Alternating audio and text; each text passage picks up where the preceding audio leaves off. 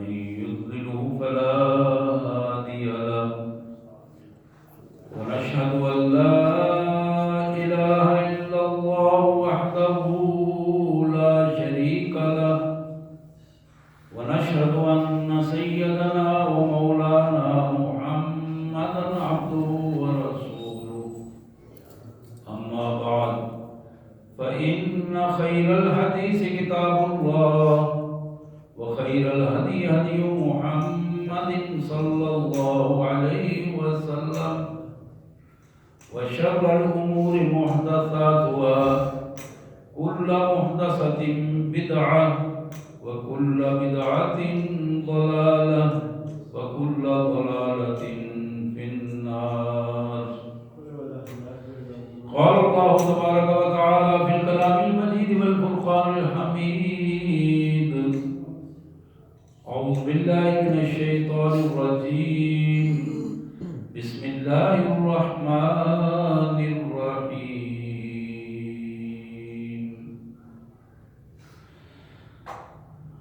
فبما رحمة من الله لنت لهم ولو كنت فظا غليظ القلب لانفضوا من حولك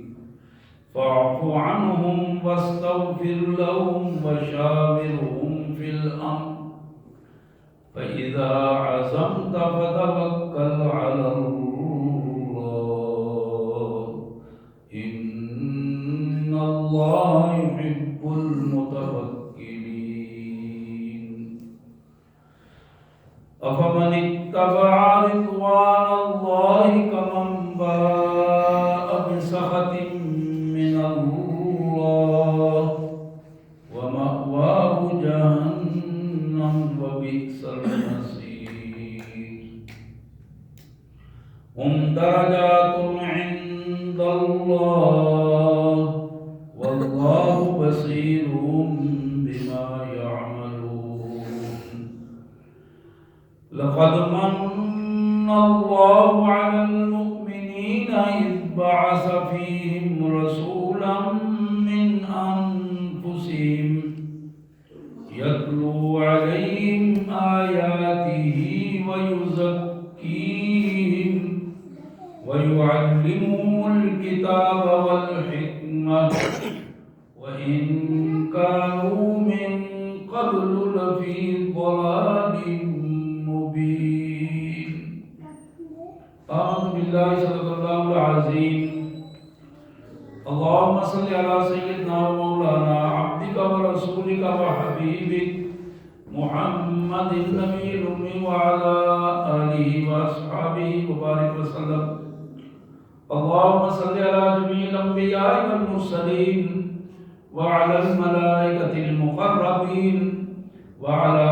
سائر الصحابة والتابعين وعلى عباد الله الصالحين. اللہ کی پاک کلام قرآن مجید میں یہ چوتھا پارہ ہے اور سورہ آل عمران. سورہ آل عمران کی آیت نمبر 159 اور آیت نمبر 162 63 64 یہ 4 آیات میں نے آپ کے سامنے تلاوت کی ہیں. آئیے سب سے پہلے ان آیات کا سادہ سا مفہوم اور ترجمہ اور پھر انشاءاللہ اسی پس منظر میں اللہ کے پیارے رسول سید المرسلین رحمت للعالمین خیر الانام محمد کریم صلی اللہ علیہ وآلہ وسلم کے شخصیت کے حوالے سے، آپ کی ذات گرامی کے حوالے سے بات ہوگی، لیکن اس سے پہلے ان آیات کا مفہوم اور ترجمہ. بسم اللہ الرحمن الرحیم. اللہ کے مبارک نام سے بڑا مہربان بہت زیادہ رحم کرنے والا ہے. فبما رحمت من اللہ لنت لهم. میرے پیارے رسول صلی اللہ علیہ وسلم، یہ آپ پر اللہ کی خاص رحمت ہے. اللہ نے اپنی رحمت سے آپ کو ان لوگوں کے لیے نرم بنایا ہے. لوگوں کے لیے آپ کو جو نرم بنایا ہے یہ اللہ کی خاص رحمت ہے. وَلَوْ كُنْتَ فَظًّا غَلِيظَ الْقَلْبِ، اگر آپ تند خو یا سخت دل ہوتے لَانفَضُّوا مِنْ حَوْلِكَ، یقیناً یہ جو لوگ آپ کے ارد گرد اکٹھے ہوئے ہیں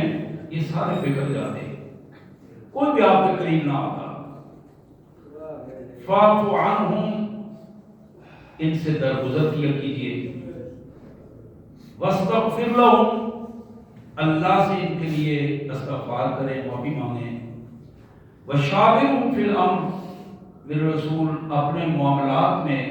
ان سے مشورہ کر لیں، مشورے میں ان کو شامل کر لیں، فَإِذَا عَزَمْتَ، اور جب بات طے ہو جائے، ارادہ پختہ ہو جائے، فَتَوَكَّلْ عَلَى اللَّهِ، اللہ پر بھروسہ کر کے نکل کھڑے ہوں، اللہ کی مدد آپ کی شامل حال رہے گی۔ ان اللہ یحب المتوکلین، اس لیے کہ بلا شبہ اللہ توکل کرنے والوں کو بہت پسند فرماتا ہے۔ یہ آیت نمبر 159 تھی۔ دوسری 3 آیات کا مفہوم اس طرح ہے، افمن اتبع رضوان اللہ کمن باء بسخط من اللہ ومأواہ جہنم وبئس المصیر، کیا وہ شخص جو اللہ کی رضا حاصل کرنے کے لیے محمد رسول اللہ صلی اللہ علیہ وسلم کی پیروی کر رہا ہے، اس شخص کی طرح ہو سکتا ہے جو شخص اللہ کی ناراضگی کو لے کر لوٹا ہے اور اس کی زندگی اللہ کی غضب اور ناراضگیوں سے بھری پڑی ہے اور اس کا ٹھکانہ جہنم ہے اور وہ بڑا ہی برا ٹھکانہ ہے؟ یہ دونوں شخص کبھی برابر نہیں ہو سکتے۔ ہم درجات عند اللہ، اللہ کے ہاں ان دونوں کے درجات ہیں، جو مطیع فرمان ہے وہ انعامات سے نوازا جائے گا اور جو نافرمان ہے وہ اتنی ذلت کی اتھاہ گہرائیوں میں گرا دیا جائے گا۔ واللہ بصیر بما یعملون، اور جو کچھ یہ لوگ کر رہے ہیں اللہ اسے بخوبی دیکھ رہا ہے۔ لقد من اللہ علی المؤمنین اذ بعث فیہم رسولا من انفسہم، اللہ نے ایمان والوں پر یہ بہت بڑا احسان کیا ہے، اس نے انہی میں سے ایک شخص کو اپنا رسول بنا کر بھجوا دیا ہے۔ یہ اللہ کا بہت بڑا احسان ہے ایمان والوں پر۔ یتلو علیہم آیاتہ، اس پیارے رسول کی ذمہ داری یہ ہے کہ وہ اللہ کے احکامات پڑھ کر ان کو سناتا ہے، وَيُزَكِّيهِمْ، اور انہیں اندر سے اور باہر سے پاک کرتا ہے، وَيُعَلِّمُهُمُ الْكِتَابَ وَالْحِكْمَةَ، اور انہیں اللہ کی کتاب اور اپنی سنت کی تعلیم دیتا ہے، وَإِذْ كَانُوا مِن قَبْلُ لَفِي ضَلَالٍ مُبِينٍ، یقیناً یہ اس سے پہلے کھلی گمراہی میں تھے۔ حضرات، یہ آیات تھی سورہ آل عمران کی 4 پارے میں سے، جس کی تلاوت اور ترجمہ آپ کے سامنے رکھا گیا۔ اسی پس منظر میں جب ہم جائزہ لیتے ہیں کسی بھی انسان کو جو ایک قیادت کے منصب پر فائز ہے، اس کو دیکھنے کے لیے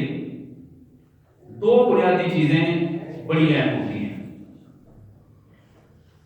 ایک یہ کہ اس شخص کی شکل و صورت کیا ہے،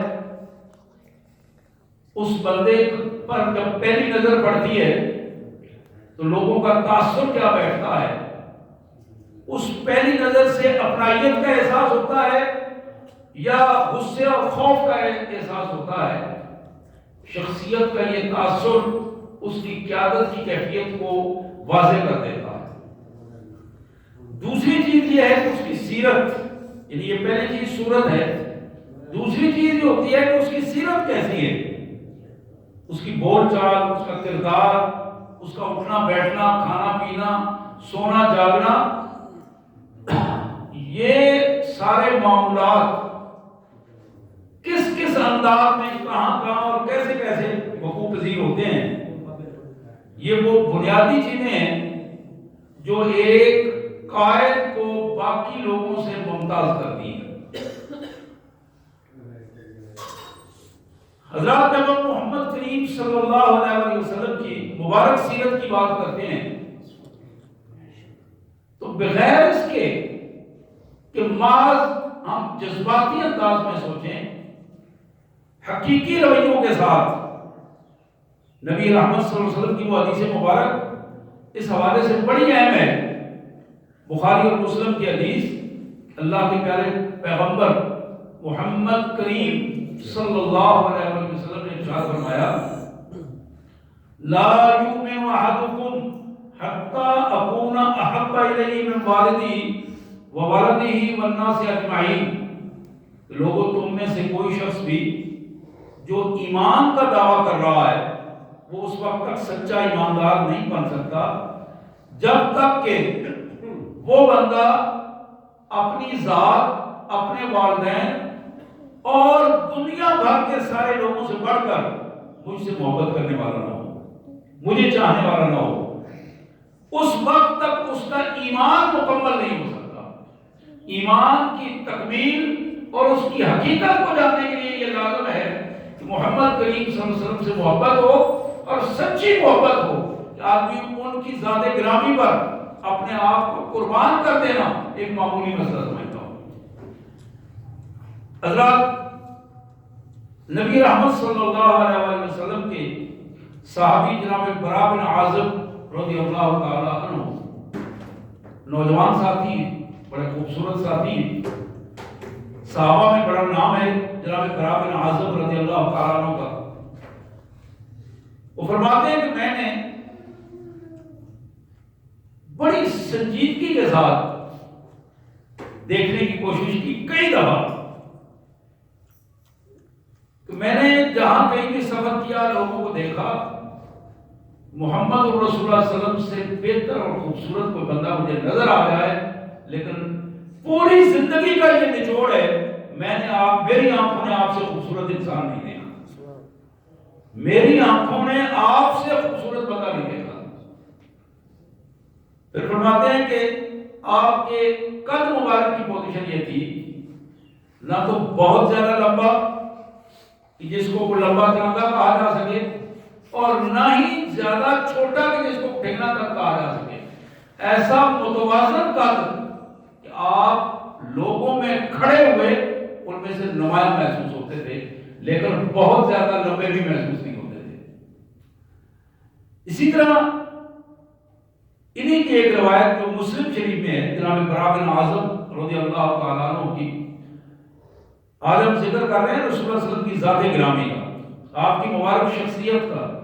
اور یہ بڑی لطیف بات ہے، بڑی محبت کی بات ہے، اور بڑے خوبصورت جذبات کی بات ہے کہ پیارے آقا صلی اللہ علیہ وسلم سے جن سے ہمیں محبت ہے، جن پر ہمارے جذبات، ہمارے ماں باپ، دنیا بھر کی چیزیں جن کی ذات گرامی پر قربان، ان کے حوالے سے بات ہو رہی ہے۔ جناب برا بن عازب کہتے ہیں کہ نبی رحمت صلی اللہ علیہ وسلم کا میانہ قد، متوازن قد، اور آپ کے کندھوں کے درمیان عام آدمیوں سے تھوڑا فاصلہ زیادہ تھا، کندھوں کے درمیان عام آدمیوں سے تھوڑا فاصلہ زیادہ تھا، تھوڑا چوڑے کندھے تھے اور مضبوط کندھے اللہ تعالیٰ نے بنائے تھے۔ اور پھر آپ کے بالوں کی پوزیشن یہ تھی کہ یہ بال بڑے ہو کر کانوں کی لو تک آ گئے تھے، یہ کانوں کے نیچے لو، کانوں کی لو تک آ گئے تھے۔ اور بعض حدیث میں یہاں تک بھی آتا ہے کبھی آدھے کان تک، کبھی کانوں کے اوپر والے حصے تک، اور کبھی کانوں کے نیچے والی لو تک، اور کبھی کندھوں تک، اور پھر کبھی بالکل صاف ستھرا بھی ہوا ہے، سر اپنا مختلف عمروں اور حج کے موقع پر صاف بھی کروایا گیا۔ جناب برا کہتے ہیں کہ ایک دن میں نے دیکھا نبی رحمت صلی اللہ علیہ وسلم سرخ رنگ کا جوڑا پہنے ہوئے تھے، اور اس جوڑے میں، اس لباس میں آپ کی پوزیشن یہ تھی کہ بالکل جس طرح چاند کی خوبصورتی کی سی چمک رہی ہو، اور اس ایسی خوبصورتی کہ جس پر دیکھنے کو دل بھی چاہتا ہو اور نظر ٹکتی بھی نہ ہو، اتنی خوبصورتی کی کیفیت تھی۔ میرے دل نے اس کا اظہار کیا کہ فی الواقع اس کائنات میں محمد کریم سے بہتر کوئی انسان پیدا نہیں ہوا، کوئی خوبصورت بندہ پیدا نہیں ہوا۔ اسی طرح مسند سنن دارمی اور مستدرک حاکم میں جناب جابر بن سمرہ رضی اللہ تعالیٰ عنہ کی یہ روایت، بڑی خوبصورت روایت، کئی دفعہ آپ نے سنی ہوگی۔ جناب جابر کہتے ہیں ایک دن چاندنی رات تھی، چاند اپنے پورے جوبن میں تھا، 14ویں کی رات تھی، اور اتفاق یہ نبی رحمت صلی اللہ علیہ وسلم نے بھی ایک خوبصورت سرخ رنگ کا لباس پہنا ہوا تھا، اور اس چاندنی رات میں آپ تشریف فرما تھے، اور کہتے ہیں میں بیٹھا ہوا، یہ بھی نوجوان ساتھی ہے، بیٹھا ہوا میں تقابل کر رہا تھا، اچانک میری نظر آپ پر پڑی، پھر چاند پر پڑی، چاند پورے جوبن پر تھا اور یہاں محمد کریم صلی اللہ علیہ وسلم تشریف فرما تھے۔ کہتے ہیں میں کچھ وقت تک مسلسل دیکھتا رہا، کبھی ادھر دیکھتا ہوں کبھی ادھر دیکھتا ہوں،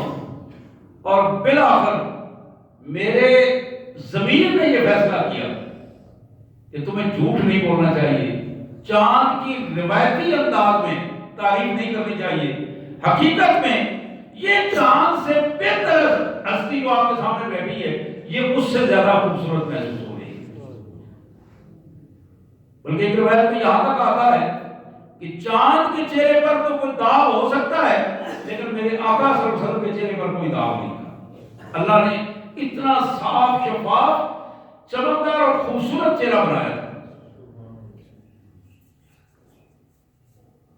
ام المومنین سیدہ عائشہ صدیقہ سلام اللہ علیہا،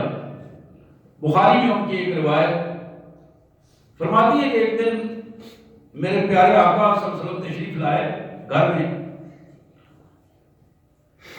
آپ کے چہرے انور کی طرف میں نے دیکھا تو بہت خوشی کی کیفیت تھی، اور مجھے ایسے محسوس ہو رہا تھا کہ چہرہ انور میں ایک ایک رواں جو ہے وہ ایسے چمک ہے اس میں پیدا ہو رہی، جیسے کوئی چیز نورانیت پھوٹ رہی ہے آپ کے چہرہ انور سے، اس قسم کی کیفیت مجھے محسوس ہوئی۔ اسی طرح جناب جابر بن عبداللہ رضی اللہ تعالیٰ عنہ، بڑے عظیم ساتھی پیارے رسول صلی اللہ علیہ وسلم کے، ان کی ایک روایت جو مسلم شریف میں ہے، ایک شخص نے جناب جابر سے پوچھا کہ جابر،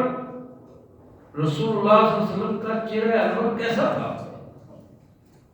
کیا میں سمجھ سکتا ہوں کہ وہ ایک تلوار کی طرح چمکتا ہوا، سیکل شدہ تلوار جو بہت زیادہ چمک رکھتی ہے، اس طرح کا چہرہ؟ جناب جابر فرماتے ہیں نہیں، میرے آقا صلی اللہ علیہ وسلم کا چہرہ سورج اور چاند کی طرح تھا، اور اس چاند کی بھی کیفیت یہ تھی جس طرح روشن اور گول، بلکہ اس سے بھی کئی گنا بہتر۔ یہ وہ شاہدیں ہیں جو نبی رحمت صلی اللہ علیہ وسلم کے یہ قریبی رشتہ دار نہیں تھے، یہ لوگ وہ تھے جو دین اسلام کو قبول کر کے آپ کے ساتھ آئے تھے، اور یہ وہ لوگ تھے جو آپ کی شخصیت سے متاثر ہوئے، نظریے سے متاثر ہوئے، اور پھر شخصیت سے متاثر ہوئے، اور اللہ تبارک و تعالیٰ نے انہیں کمال قسم کا ذوق عطا کیا۔ اور حقیقت یہ ہے محمد بن عمار رحمت اللہ علیہ، ان کی ایک روایت بدایہ والنہایہ میں کہ میں نے اپنی فیملی کی ایک بڑی خاتون ربیہ بنت معوذ رضی اللہ تعالی عنہ سے عرض کی کہ اماں جی، آپ تو اس وقت رسول اللہ صلی اللہ علیہ وسلم کے دور میں تھے اور آپ نے نبی رحمت صلی اللہ علیہ وسلم کو دیکھا ہوگا، آپ ذرا بتائیں کہ اللہ کے پیارے نبی صلی اللہ علیہ وسلم کا رخ انور کیسا تھا؟ انہوں نے کہا بیٹا، جب سورج طلوع ہو رہا ہو، اس میں ابھی تلخی اور تیزی نہ آئی ہو، طلوع ہوتے سورج کو جب تم دیکھو تم یوں محسوس کرو کہ میرے آقا صلی اللہ علیہ وسلم کا رخ انور ہے، اس کو دیکھنے کو دل کر رہا ہو، بار بار دیکھنے کو دل کر رہا ہو، بلکہ اس سے بھی کئی گنا بہتر۔ اسی طرح خصائص کبریٰ میں ایک بڑی اہم روایت ام المومنین سیدہ عائشہ صدیقہ سلام اللہ علیہا کی، اور ایک فارسی والے نے بڑی خوبصورت بات کہی، اپنا تجربہ اس نے شیئر کیا۔ آفاقہا گردیدام مہر بتاں ورزیدام بسیار خوباں دیدام لیکن تو چیزیں دیگری۔ کہتے ہیں کہ مجھے زندگی میں بہت سفر کرنے پڑے اور میں نے دنیا کو دیکھا ہے، آفاقہا گردیدام، دنیا بھر کو میں نے دیکھا ہے اور دنیا بھر کے حسینوں کو دیکھا ہے، بڑے سے بڑے خوبصورت لوگوں کو دیکھنے کا اتفاق ہوا ہے۔ حقیقت یہ ہے اتنے جگہ کی خاک چھاننے کے باوجود، کئی افراد کو دیکھنے کے باوجود، میرا فیصلہ یہ ہے کہ اللہ نے تجھے جو چیز بنائی ہے میرے رسول، جو تجھے حسن دیا ہے، کائنات کے کسی فرد کو وہ حسن عطا نہیں کیا۔ ہماری ماں سیدہ عائشہ صدیقہ کی یہ روایت جو خصائص کبریٰ میں فرماتی ہے کہ میں سحری کے وقت، صبح کی اذان سے پہلے سحری کے وقت ایک کپڑے کو سی رہی تھی، سوئی سے ٹانکا لگا رہی تھی، اور اتفاق یہ کہ ٹانکا لگاتے لگاتے میری سوئی نیچے گر گئی۔ اب وہ اندھیرا تھا، لالٹینوں کا دور تھا، دیووں پر دیے کا دور تھا، اندھیرا تھا، میں دیکھ رہی تھی سوئی مل نہیں رہی۔ کہتی ہے کہ اسی دوران میرے آقا صلی اللہ علیہ وسلم تشریف لائے اور آپ نے پوچھا عائشہ کیا بات ہے، کیا ڈھونڈ رہے ہو؟ جو ہی آپ آئے تو اتنی روشنی اللہ نے کر دی کہ میری گری ہوئی سوئی جو ہے میں نے اٹھائی اور اس سوئی کو دیکھ لیا۔ میں نے فرماتی ہوں کہ میں نے اسی بات کو اللہ کے رسول صلی اللہ علیہ وسلم سے شیئر کیا، تو میں نے عرض کیا پیارے آقا میری تو سوئی گر گئی تھی، وہ نہیں مل رہی تھی، آپ تشریف لائے ہیں تو مجھے وہ سوئی مل گئی ہے۔ اللہ تعالیٰ نے آپ کے چہرہ انور کو اتنا نورانیت والا، اتنا صاف شفاف اور روشن چہرہ بنایا ہے، اس چہرے کی بلبوتے پر اللہ تبارک و تعالیٰ نے میری وہ سوئی مجھے دے دی ہے۔ اللہ کے رسول صلی اللہ علیہ وسلم نے فرمایا، یہ آپ کا لقب تھا سیدہ عمیرہ، کبھی کبھی پیار سے آپ فرمایا کرتے تھے، فرمایا عمیرہ خدا کی قسم افسوس ہے اس شخص پر جو میرے اس دور میں پیدا ہوا اور اس نے میرا چہرہ نہیں دیکھا، اس سے محروم رہا۔ افسوس ہے اس شخص پر کہ وہ ساری زندگی محروم رہا، اس دنیا میں بھی اور آخرت میں بھی۔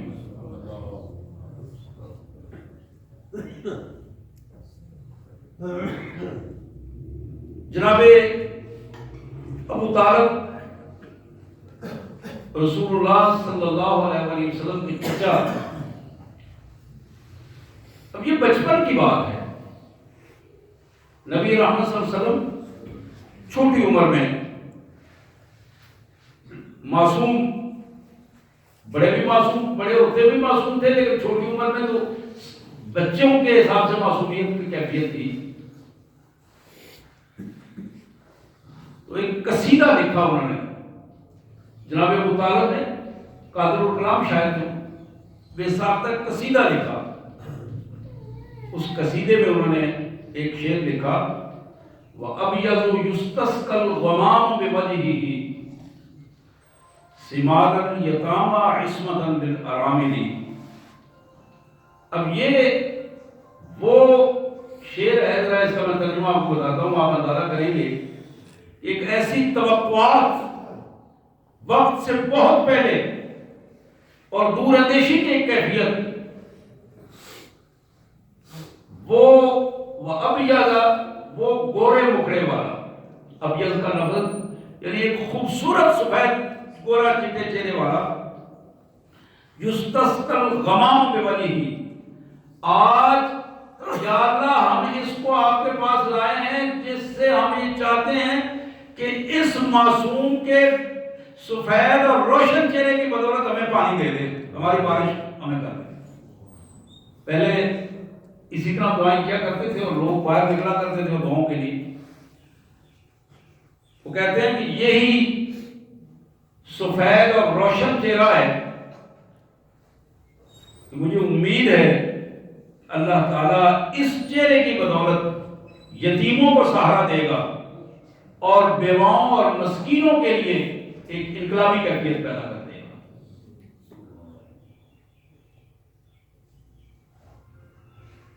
جناب ابو ہریرہ رضی اللہ تعالیٰ عنہ کی یہ روایت جو البدایہ والنہایہ میں ابو ہریرہ کہتے ہیں کہ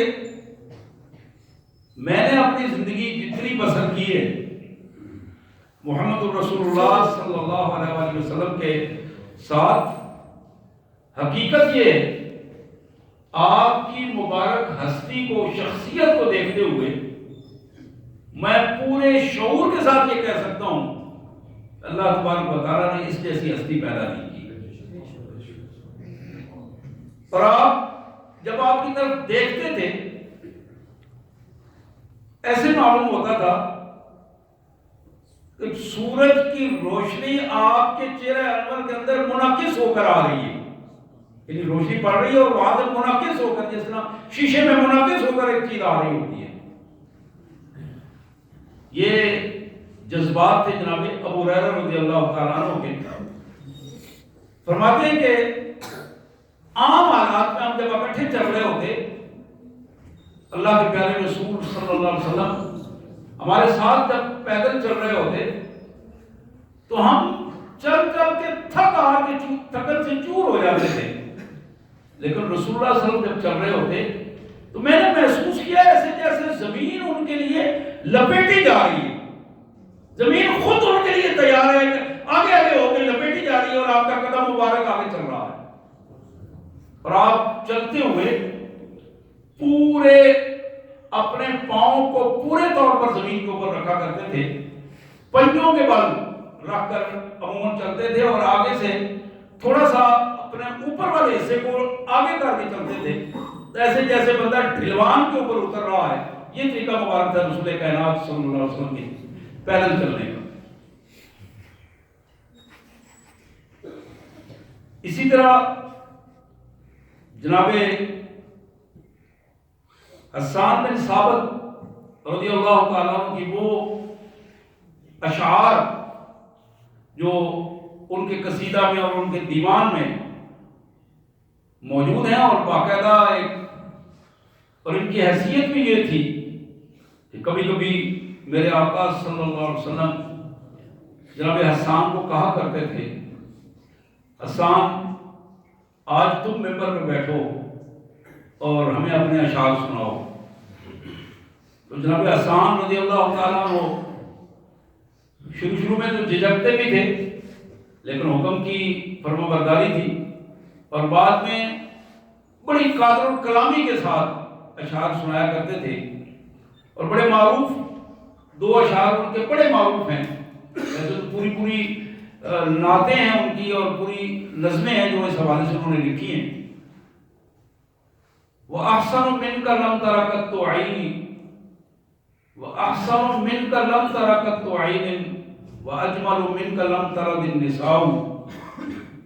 میرے پیارے آقا، میں پورے وجدان سے یہ عرض کر رہا ہوں کہ آج تک اس کائنات میں پیدا ہونے والی ساری آنکھوں نے آپ سے بہتر کوئی شخص نہیں دیکھا ہوگا، آپ سے خوبصورت کوئی شخص نہیں دیکھا ہوگا۔ اور حقیقت واجمال من کر لم ترد النساء، اور میں یہ پورے شعور کے ساتھ کہہ رہا ہوں کہ آج تک کسی ماں نے آپ سے خوبصورت یا آپ جیسا خوبصورت جنا ہی نہیں، پیدا نہیں ہوا اس کائنات پر آپ جیسا اور آپ خوبصورت آپ خلقت مبرا من کل عیب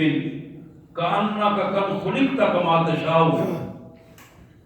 اب یہ وہ اشعار ہیں جن کی تائید خود محمد کریم صلی اللہ علیہ وسلم کی تائید ان کو حاصل ہے۔ حضور صلی اللہ علیہ وسلم نے یہ اشعار کہے گئے، خلقت مبرا من کل عیب، اللہ نے آپ کو سارے عیبوں سے پاک پیدا فرمایا ہے، معصوم پیدا کر دیا ہے، سارے عیبوں سے پاک کر دیا ہے۔ خلقت مبرا من کل عیب کأنک قد خلقت کما تشاء۔ یہ تو بالکل اس طرح ہے جیسے اللہ تعالیٰ آپ سے پوچھ پوچھ کر آپ کو بناتے ہیں، جس طرح آپ چاہتے تھے اس طرح آپ کو بنا دیا ہے، آپ کی خواہشات کے مطابق آپ کی تخلیق ہوئی ہے۔ حضرات حقیقت یہ ہے، شخصیت کا یہ رنگ، خوبصورتی کا یہ انداز، ہم بجا طور پر اس بات پر فخر بھی کر سکتے ہیں، بجا طور پر اس کا اظہار بھی کرتے ہیں، لیکن اتنی عظیم شخصیت جس کی سیرت، جس کی صورت اس جیسا کوئی فرد اس کائنات میں موجود نہ ہو، اور پھر ہمارا تعلق اس حیثیت سے اس پیاری شخصیت کے ساتھ بنے اور ہم ان کا کلمہ بھی پڑھیں، ان سے محبت کا اظہار بھی کریں، اور پھر ہماری زندگیاں ان کے فرامین سے دور رہیں، اس سے بڑی ذلت و رسوائی کی کوئی بات نہیں۔ آج مولانا حالی نے سر سید احمد خان کے کہنے پر جو مسدس حالی لکھی تھی، آپ کے علم میں ہوگا، یہ ایک بہت بڑی مسدس 6 مصروں پر مشتمل ایک بہت بڑی نظم ہے، جسے مد و جزر اسلام کے نام کا نام دیا گیا، کہ اسلام کس حیثیت میں آیا اور کس طرح وہ چھایا اور پھر کس طرح لوٹا اور پھر اس کی اگلی کیفیت کیا ہے۔ اس میں ایک جملہ وہ کہا کرتے ہیں کہ اے خاصہ خاصان رسول وقت دعا ہے، امت پہ تیری عجب وقت آن پڑا ہے، کہ میرے آقا اب وہ امت جسے آپ چھوڑ کے گئے تھے، اس امت کی کیفیت یہ ہے کہ آپ کے بتائے ہوئے راستوں کی بجائے وہ دوسروں کے بتائے ہوئے راستوں پر چل پڑی۔ آپ نے تو اللہ وحدہ لا شریک کا راستہ ان کو بتایا تھا، آپ نے تو اللہ کی عبادت کی طرف انہیں بلایا تھا، اور ان ظالموں نے اس حقیقی راستے کو چھوڑ کر انسانوں کی عبادت شروع کر دی، ڈنگروں کی عبادت شروع کر دی۔ انسان قبروں کے سامنے اپنی نیاز مندیاں گرانے لگے، بتوں کے سامنے جھکنے لگے، اور اپنی نیاز مندیاں پیشانیوں کی صورت میں، مالی صورت میں، جذبات کی صورت میں ان کو اس انداز میں گرا دیا کہ یہ انسانیت کے قابل بھی نہ رہے، اپنی اس سطح سے یہ گر گئے۔ یہی وہ بات تھی جو اقبال مرحوم نے بھی کہی تھی کہ غضب ہے کہ مرشدان خود بھی خدا تیری قوم کو بچائے، غضب ہے یہ مرشدان خود بھی خدا تیری قوم کو بچائے، بگاڑ کر کے تیرے مسلموں کو اپنی عزت بنا رہے ہیں۔ عزت اپنی بھی نہیں بنتی، یہ کبھی نہیں ہو سکتا کہ بندہ مسلم کو اللہ کے رسول صلی اللہ علیہ وسلم کی امت میں ٹکڑے ٹکڑے کر کے ایک بندہ سمجھے کہ میں اپنی عزت بنا لوں، اس کی عزت کبھی نہیں بن سکتی، ہمیشہ وہ ذلت اور رسوائی کا سودا کرے گا، اور یہ ذلت اور رسوائی ہی اس کا مقدر ہوگی۔ اور حضرات یہی وہ برننگ پوائنٹ ہے آج کی اس پوری گفتگو کا، یہی حاصل ہے کہ ہم اس بات پر غور کریں کہ ہماری زندگی کی کیفیت کیا ہے، ہمارے کیا ہم نے رسول اللہ صلی اللہ علیہ وسلم کی گھر کی زندگی کو دیکھ کر اپنے گھر کو اس طرح بنایا ہے،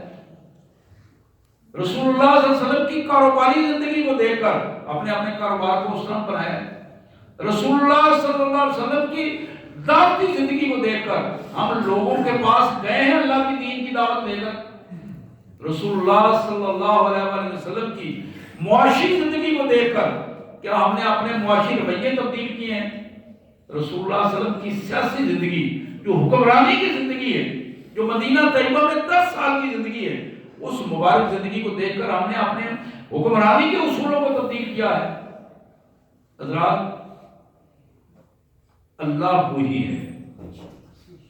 اس کی طاقت وہی ہے۔ ان الامر کلہ للہ، طاقت، حکم کی اختیار سارا کا سارا اللہ کے پاس ہے۔ یہ زمین، یہ آسمان وہی ہے، بات صرف یہ ہے کہ ہم وہ نہیں ہیں، ہم نے اسے سمجھنے کی کوشش نہیں کی۔ آج ہم یہ کہتے ہیں، بعض اوقات بات ہوتی ہے کہ حالات بدل گئے ہیں، رویے بدل گئے ہیں، حالات بدل گئے ہیں، ٹیکنالوجی کا دور آ گیا ہے، کمپیوٹرائز دور آ گیا ہے۔ حضرات، جتنے بھی افعال بدلتے چلے جائیں، ترقیاں جتنے بھی ہوتی چلی جائیں، لیکن وہ ترقی معکوس رہے گی جو ترقی انسان کو اس کے رب کی طرف نہ لے کے جائے، اس کے مالک کی پہچان اسے نہ ادا کرے۔ اگر ترقی کرتا ہوا انسان اپنے مالک کا ادراک کر لیتا ہے، سبب کو دیکھ کر مسبب الاسباب تک پہنچتا ہے، تو یہ ترقی اس کی کامیابی کی ضمانت ہے۔ لیکن اگر ترقی دیکھ کر وہ اپنے مالک سے دور ہو جاتا ہے، سبب میں گم ہو جاتا ہے، مسبب الاسباب کو بھول جاتا ہے، تو پھر یہ وہ کیفیت ہے جو اس کے لیے اس دنیا کو بھی اندھیر کر دے گی اور اس کی آخرت کو بھی تباہ کر دے گی۔ محمد کریم صلی اللہ علیہ وسلم سے ان کی مبارک سیرت اور مبارک صورت کا پیغام یہ ہے کہ ہم اپنے آپ کو آپ کے بتائے ہوئے راستے کے مطابق لے آئیں، اور وہ راستہ ہماری انفرادی زندگی، ہمارے گھر اس کے مطابق ڈھلیں، ہماری خوشیاں اور غمیاں آپ کے احکامات کے مطابق بن جائیں، اور ہمارے رویے اس میں تبدیل ہو جائیں، اخلاق تبدیل ہو۔ ہم دکان پہ بیٹھے ہوں، فیکٹری چلا رہے ہوں، تھانے میں بیٹھے ہوں یا کچہری میں بیٹھے ہوں، ملک کے وزیر اعظم ہو، گورنر ہو یا صدر ہو، کسی بھی حیثیت میں ہو، ہمیں کبھی بھی اپنے اللہ سے ہمارا تعلق نہ ٹوٹے، کبھی بھی ہم محمد رسول اللہ صلی اللہ علیہ وسلم کی مبارک سیرت سے الگ نہ ہو۔ تو یہ ہے بندہ مومن کی زندگی۔ اللہ سے دعا ہے اللہ تبارک و تعالی اس زندگی کو اختیار کرنے کی توفیق عطا فرمائے، اور ہمیں توفیق دے کہ ہم اپنی ذاتی اور اجتماعی زندگی کو رسول اللہ صلی اللہ علیہ وسلم کے لائے ہوئے نظام کے مطابق بدل دیں۔ وآخر دعوانا الحمدللہ رب العالمین۔